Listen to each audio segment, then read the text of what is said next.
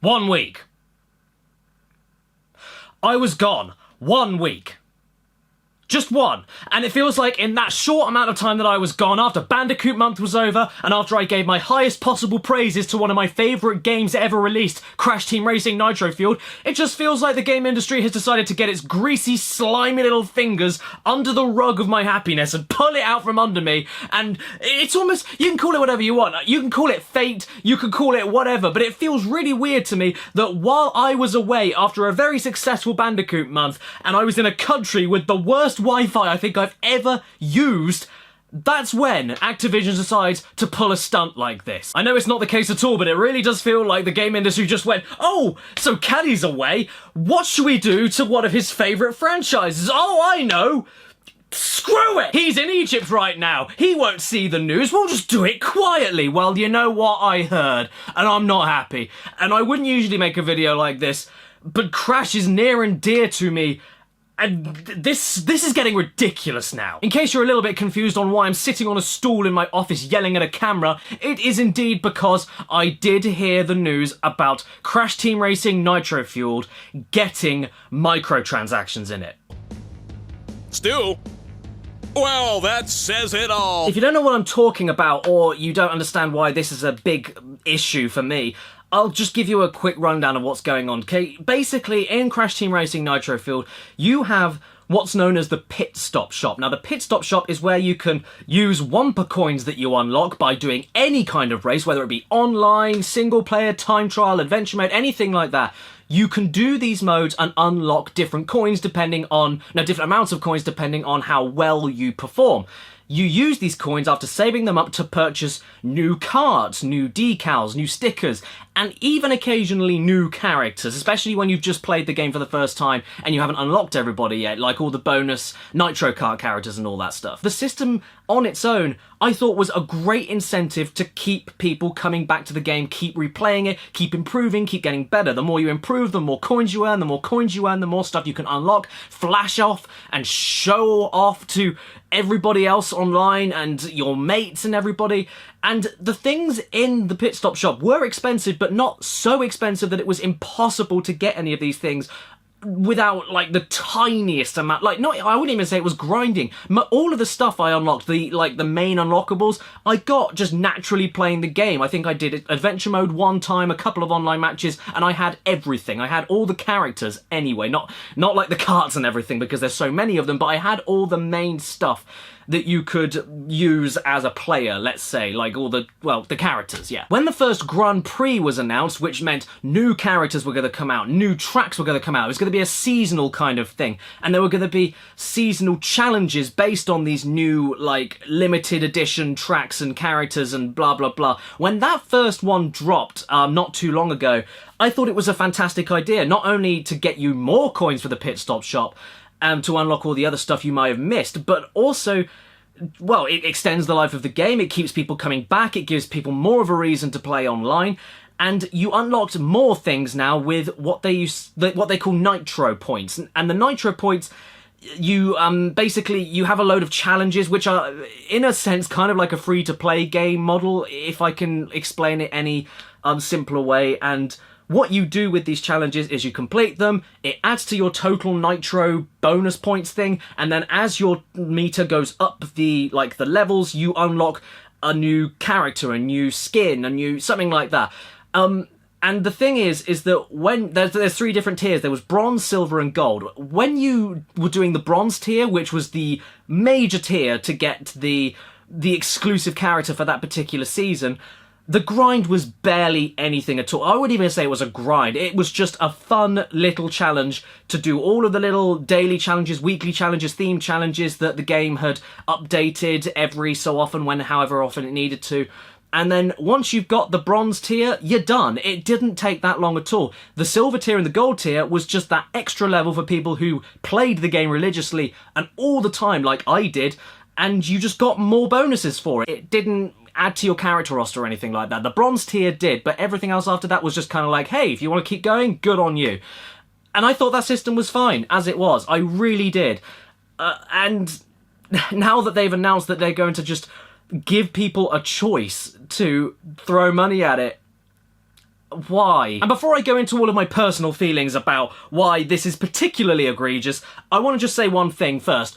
This isn't Crash's fault, so if anyone's angry about this, do not go to the Crash Bandicoot Twitter or anything and harass anybody. Well, don't harass anyone anyway. Nothing's worth harassing people over, but this is not Crash Bandicoot's fault. This is an Activision thing. And it makes me a little bit sick. And it makes me sick because I can't stress enough how disappointed I am. I know I should have probably seen something like this coming. It's Activision, and the way that the store was laid out and everything, but I think I was in my right mind to think that when the Grand Prix was introduced in Crash Team Racing Nitro Fueled, and, well, not even that, but the pit stop store, just in general, the way it was laid out, kind of like a free-to-play mobile, like, you know, Fortnite kind of looking thing, the way that it was all structured, I thought that that was that game's way of saying, hey, look, you can have a system like this, you can have a storefront like this, and have no money involved whatsoever. Kind of like a middle finger to everyone else that tries to shoehorn tiny extra bits of cash out of their players in a game you've already spent a lot of money on. So I gave them the benefit of the doubt. I didn't think anything would come to it. I didn't think that it was actually planting the seeds of something that could be monetized. Wasn't I naive? Wasn't I knave? Not to mention, this news has specifically conveniently dropped after the first Grand Prix ended and the second Grand Prix has begun, which means that after some people maybe struggled unlocking some of the stuff in the first Grand Prix, or they felt like it took a little bit too long to get the really fancy skins and everything, oh, now they've decided on the second one to give players a helping hand. You know, if you just cough up a little bit, you sneaky little tossers. And I know that this isn't the first time Activision have done something similar to this. Activision are not a very good company, all things considered, but I thought with this acquisition of Crash Bandicoot or anything like this, I just figured we were safe from it, you know? I figured that all of this stuff was an escape back to the old school day. Not even old school, not like Mario old school, but just old enough before games started being aggressively monetized, before online really kicked off and people figured out that they could make more money on top of other people. They bring back the Crash trilogy, classic games, make them as good as they've ever been. They bring back the Spyro trilogy, make them as great as ever been. And then they remake one of the best kart racers of all time, in my opinion, make it, in my opinion, even better. And then do this. This is a 20-year-old game, and it's great. And after everything, if this was in the game at the beginning, if the microtransaction thing was in the game at the beginning of it, I wouldn't have been very nice to it. I just wouldn't. But now all the positive reviews have gone out, and everyone's been playing it for God knows how long, and how many hours, and unlocking and earning all of the stuff in the Grand Prix and everything. Now they decide to do it. And of course, since this has all happened post-launch, after the game has got good reviews and everything, and all the copies are already on the shelves, that means there's nothing on the boxes or anything telling anybody about the additional monetization. If you happen to have like a compulsive spending problem, or you've got kids that are massively impatient on a day-to-day basis, and you know that they may give you a little bit of trouble if they can't get that particular skin or character that they want right that second. Isn't it weird how all these companies prey on children that are usually the most impatient people out of anybody that buys the games? Weird, right? It should be illegal. You can't do that after everything great that's been happening with these franchises that are coming back. I mean, yeah, most modern franchises, Call of Duty, FIFA, you expect this kind of money-grubbing, terrible business practice kind of thing because it's modern gaming, but with this particular, like, this kind of thing, this kind of franchise, Crash Bandicoot specifically, just talking about him for a second specifically, yeah, like I said, he's an escape, he's a reminder of what games used to be like, what they didn't have to try and appease. Like, this wasn't supposed to be a resurgence as a gateway into more soulless corporate greed to turn these classic franchises into more cows that they can milk. Especially after the game has been out for this long, it has got loads of positive reception, people have been playing it so long now that they're probably hooked. Now they're going to throw the predatory extra fees in there. And Activision have come out, I'm pretty sure, and said that it's not that bad because they're giving players the choice to. You can still unlock everything in the same way you could before. Well, yeah, that's true. Okay then, by that logic, hey guys, here's some crack. Do you want it? Well, the choice is there if you want it. You could always not take it and just go on with your life like everyone else does, but if you want the crack, you can have it. It's just there though, you can ignore it. That's what we're talking about here. Obviously, that's a dramatization, but you know what I'm trying to say. The game has already caught people's respect. It's caught people's attention. They've already hook, line, and sinkered the players that... And now they're going to start throwing extra fees in there as a choice. Yeah. It doesn't work like that, guys, because if that was the case, they would have been in there from the beginning of the game, and everyone else who didn't enjoy the game or anything and didn't have time to get used to it or didn't have time to improve, they would have just ignored them. But no, you've waited until everything has anchored itself into the realm of positivity, and now you're going to start preying on all these poor people. Now, instead of you playing an online match and seeing another random player in your lobby that has a really cool costume or a really cool paint job or a really cool kart set, instead of you now looking at them and thinking, oh my god, how did you get that? Can I earn that? Yes, I can. Instead of that, and incentivizing me to play more, now all the impatient players and the people that they are banking on spending the money are going to look at it and go, huh, I can't be asked to do all of this stuff to unlock. I can't be asked to improve. I can't be asked to keep playing the game over and over again. I want it right now, so I'm just going to buy it. That's what this is now. It takes away all the hours and all the pride that, me and loads of other people have experienced playing, putting loads of hours into the game and unlocking all the stuff through the bronze tier, the silver tier, even to the gold tier. All of that means nothing with microtransactions. Yeah, you can unlock it normally, but it's not special anymore. It's not a thing. Why would you bother doing that when you can just throw extra money at them? That's what they're basically saying. That they've reduced it to a meaningless thing. Particularly ironic when you remember that the 20-year-old game that Nitro Fueled is remaking has a system in place where if you're not patient enough to go through the adventure mode and unlock everything manually, or just put any time or effort into the game, improve, and unlock everything that way, you can just put a cheat code in. This is basically the same kind of thing, but instead of putting the cheat code in to save you time, you're giving them more money. I'm not saying that cheat codes should be in for the entire game to unlock everything, because then that completely kills the longevity and my reasons to keep replaying such a great game. But if you compare the two situations when it comes to have you got the time, the patience, and the skill to unlock everything between each game, it just seems really silly. Especially considering this is a kart racer, okay? Where the target audience for this kind of thing, not just nostalgic fans of the original like myself who are old enough to maybe kind of go, microtransaction, who cares, let's just enjoy the game. We can do that because we just can, we're old enough to. But this is a new kart racer aimed at kids. This is a children's racing game for kids, and say whatever you want about the difficulty of the game, the target audience primarily is trying to get kids back into Crash Bandicoot and see why he was so big in the 90s. So this isn't really, these kinds of fees aren't really for the other people that already really loved it. They're for the new people. They're for the impatient children and the out-of-control kids that will force their parents to spend the money, or they'll steal cards and spend the money. You can say it doesn't happen, it does happen. And yes, you could also say, well, that's the parents' fault. Okay, great, but it's still enabling that kind of stuff to happen. Even the best parents in the world, sometimes things can slip through the cracks. And that's what I'm trying to say. Just because it's there as a choice and you don't have to do it, doesn't matter. It's there.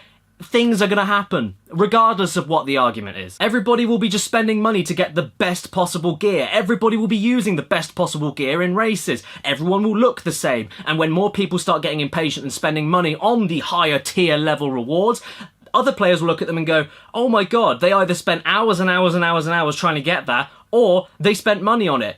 And that looks cool. I'm going to spend money on it. So the more people buy, the more other people will buy. That's how these things work. The other players will buy them because they're impatient or whatever the reason, and then they will show it off to everybody and be like, ha ha ha, I've got it, which will then make other people feel like they're missing out, and then they'll spend the money. It's a constant cycle, and by the end, everybody will have the same skins, the same carts, the same paint jobs.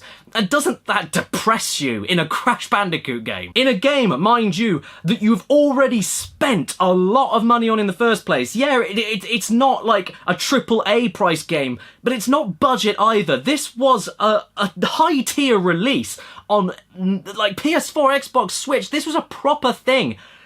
It's sickening, it's disgusting.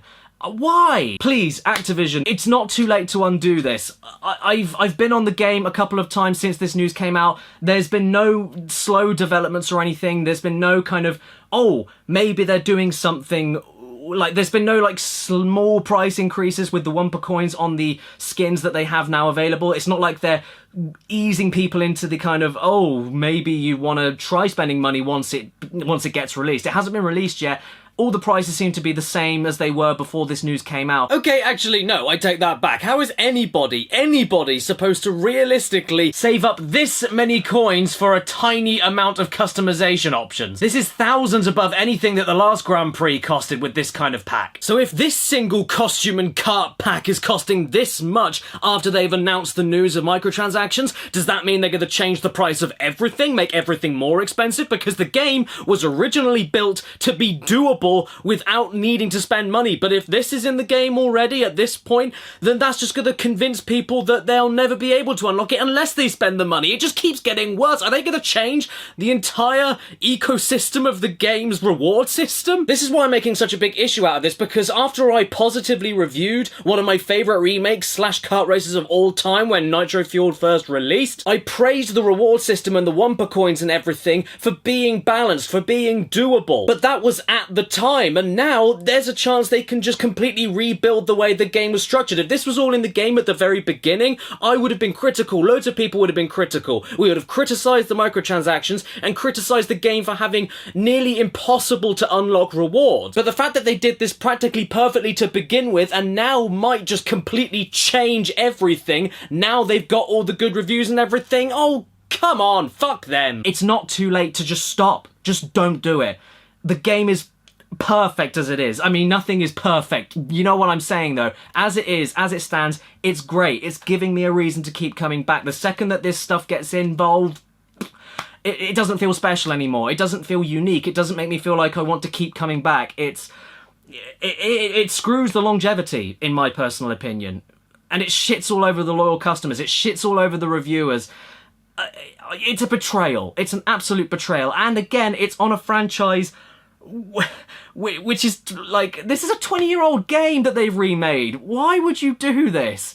Why can't we just have a nice thing that was remade as it was? Insane did that. Spyro did that. So yeah, shame on you, Activision, for even thinking about this, but please, please, just think about what you're doing. Hopefully by the time this video goes out, they'll either be gone because of the backlash, or, well, whatever, I don't know. It's wishful thinking, I'm aware, but this isn't okay. This is not okay.